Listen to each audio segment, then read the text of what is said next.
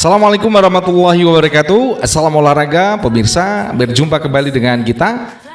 Tentu saja selalu kita akan memberikan informasi terkait sepak bola Indonesia, timnas Indonesia, dan hari ini kita nggak ngebicarain timnas Indonesia ataupun sepak bola dunia, namun terkait tetangga kita, Malaysia. Ya, jadi negara Malaysia ini mendapatkan hukuman dari AFC.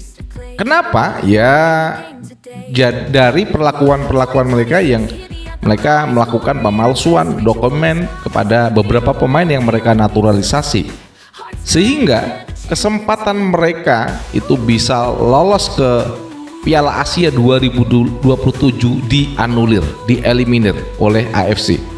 Dan gila nih, didenda 849 juta oleh AFC. Jadi ya itulah yang sudah dilakukan Malaysia ya terkait dengan pemalsuan dokumen, padahal sudah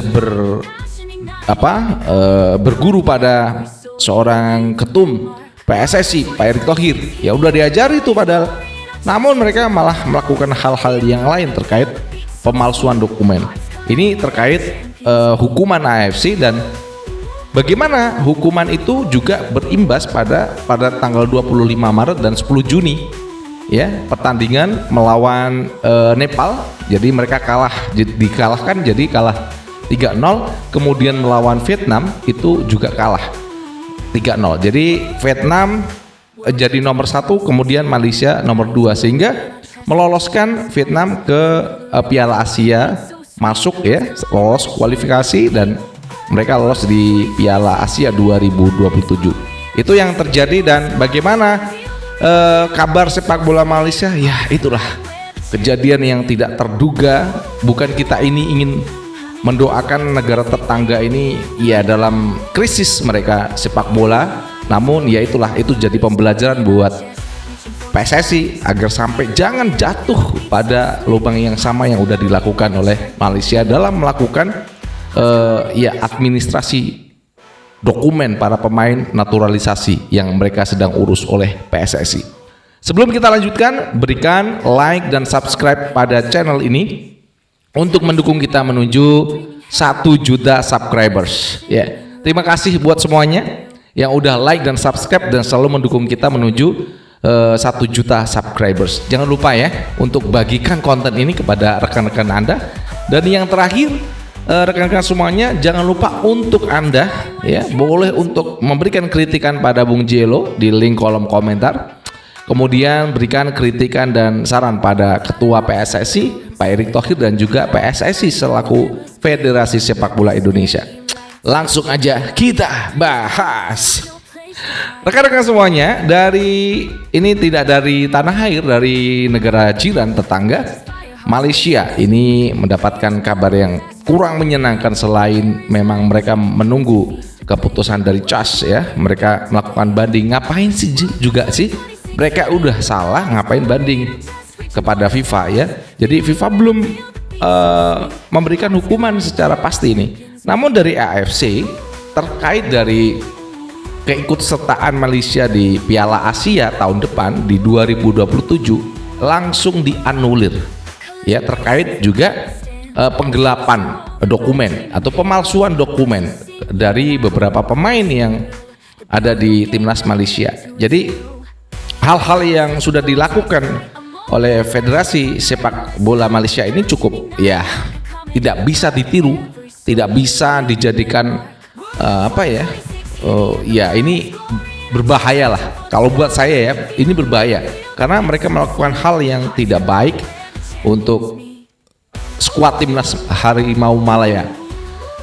Denda yang diberikan oleh AFC ini tidak terlalu besar ya, hanya 850 atau ya 850 juta untuk denda kepada timnas Malaysia atas pemalsuan dokumen dari pemain-pemain yang udah dinaturalisasi, dan sebenarnya mereka bukan sebenarnya dalam tanda kutip dalam dokumen yang mereka diberikan kepada Federasi Sepak Bola Malaysia. Kemudian juga dari pertandingan yang sudah dijalani oleh Malaysia dari kualifikasi ya, dari kualifikasi Piala Asia mereka gagal ya, langsung di 3-0 lawan Nepal, kemudian juga lawan Vietnam itu 3-0.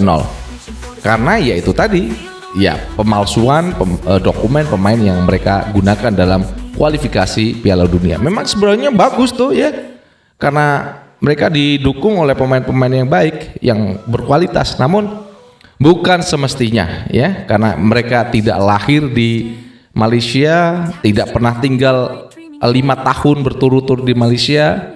Kalau mereka tinggal 5 tahun berturut-turut ya bisa. Namun mereka kan tidak seperti itu ya. Jadi ya itulah yang udah terjadi dengan sepak bola Malaysia. Sebagai tetangga ya, kita ikut prihatin, tidak ingin mengolok-olok, tidak. Namun buat PSSI, tolong ini bisa kita cermati, jangan sampai apa yang sudah dilakukan Federasi Sepak Bola itu sampai menimpa PSSI. Ya, memalukan, sungguh memalukan. Kenapa harus sampai ingin mendapatkan pemain bagus dengan cara memalsukan dokumen pemain-pemain yang mereka urus. Nah, untuk ke depan jadi Vietnam yang akan masuk ke Piala Asia 2027 ya. Indonesia otomatis lolos karena mereka masuk ke 16 besar ya. Kemudian apakah perubahan-perubahan yang akan dilakukan juga semakin kencang ya, karena nanti di 2027 saya yakin pemain-pemain yang akan dinaturalisasi oleh PSSI itu akan semakin banyak. Iya jelas ya, semuanya pemain muda, dari Luke Vickery, Tristan Goyer ya, kemudian ada Laurin Ulrich dan lain-lain yang ada di Fenerbahce itu nanti akan kita kupas dalam beberapa episode yang akan datang, karena ini juga terlalu jauh karena Piala Asia 2027 ya, masih jauh.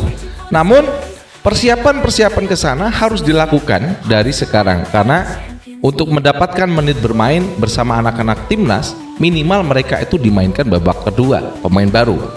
Apa yang sudah dilakukan John Herdman dengan catatan-catatannya kepada anak-anak baru di timnas itu begitu, buat saya sih ini good, nice. Nggak bisa pemain baru itu langsung masuk starting 11, itu nggak bisa ya. Minimal mereka itu bermain di ya 20 menit terakhir atau 25 menit atau bahkan 15 menit untuk merasakan, untuk mendapatkan chemistry ya, sebelum mereka full total bermain selama 90 menit ataupun 45 menit dalam babak pertama.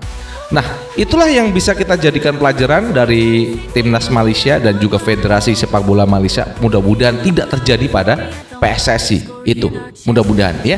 Saya berikan hormat kepada PSSI dan juga ketum Pak Erick Thohir, mudah-mudahan bisa lebih baik lagi ya, tidak melakukan hal-hal konyol seperti yang kemarin udah terjadi. Kita jelang lebaran ini, mohon maaf lahir dan batin, dan mudah-mudahan apa yang sudah terjadi dengan sepak bola Indonesia ini akan menjadi titik balik kebangkitan sepak bola Indonesia. Mudah-mudahan Malaysia bisa belajar dari apa yang sudah mereka lakukan. Itu aja yang bisa kita sampaikan. Jangan lupa untuk berikan dukungan kepada kita untuk menuju 100.000 subscribers dan menuju 1 juta subscribers. Terima kasih buat semuanya bantuan subscribernya, dan I love you full. Dari Jakarta, saya J. Lucusten mengucapkan wassalamualaikum warahmatullahi wabarakatuh. Salam olahraga and ciao.